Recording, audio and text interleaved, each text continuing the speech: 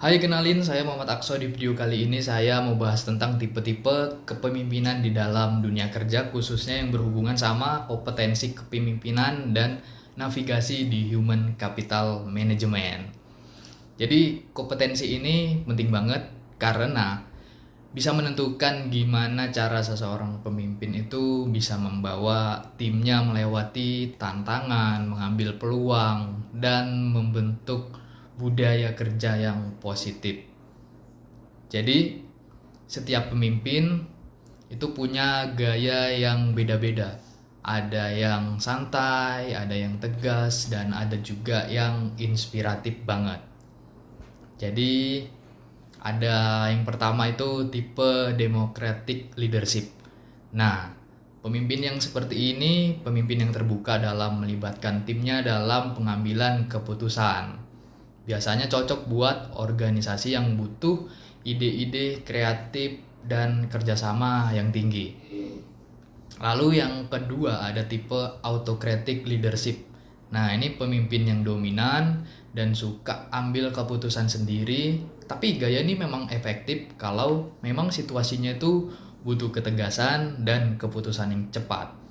Tapi bisa terasa kaku juga kalau misalnya terlalu ekstrim dalam penerapannya.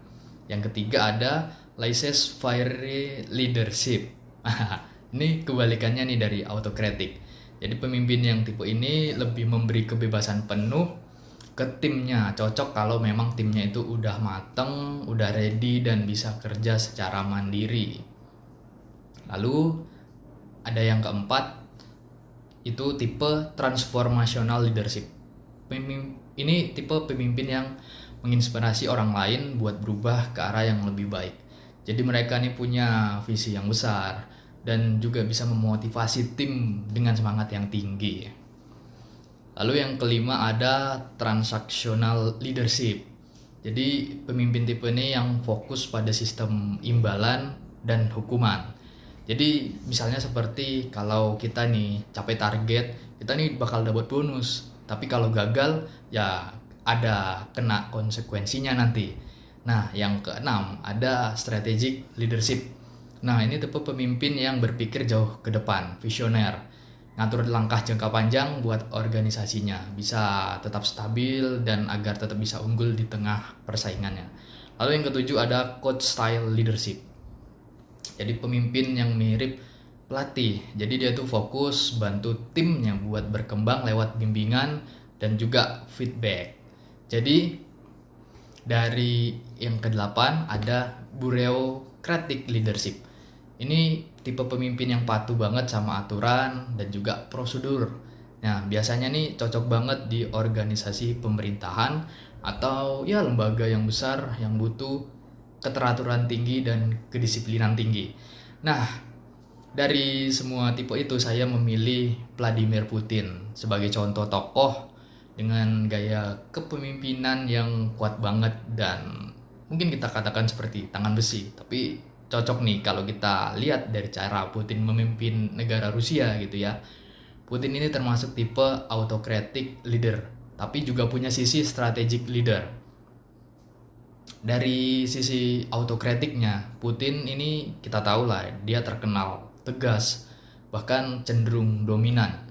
Dia sering banget ambil keputusan besar tanpa banyak kompromi sana sini, terutama untuk soal politik dan keamanan nasional negaranya. Nah, gaya ini bikin arah kepemimpinannya ini jelas, semua keputusan cepat, dan negara tetap stabil walau dalam tekanan global.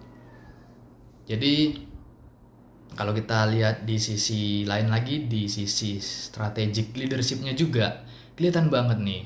Putin ini punya visi jangka panjang buat Rusia.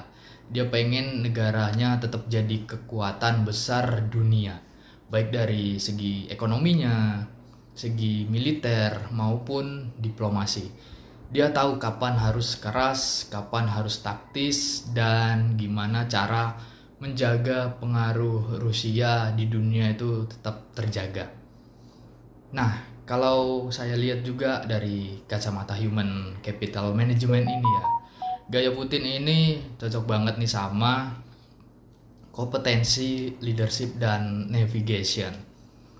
Karena apa? Karena dia bisa yang pertama tuh menavigasi negara melewati tantangan, lalu bisa memanfaatkan peluang global, lalu juga membentuk budaya organisasi yang kuat dan disiplin. Nah, jadi walaupun memang kita tahu ya, gaya autokratik itu punya sisi negatifnya juga, ya seperti kurangnya partisipasi dari bawah. Tapi di konteks seperti negara Rusia yang luas dan juga kompleks, gaya itu justru bikin sistemnya ini lebih stabil dan lebih terarah pastinya. Jadi kesimpulannya ya, Vladimir Putin bisa dibilang gabungan antara autokratik dan strategic leader. Seorang pemimpin yang tegas, cepat mengambil keputusan, tapi tetap punya pandangan jauh ke depan atau visioner banget tipenya. Dan pelajaran yang bisa saya ambil ternyata gaya kepemimpinan itu nggak ada yang mutlak benar ataupun salah.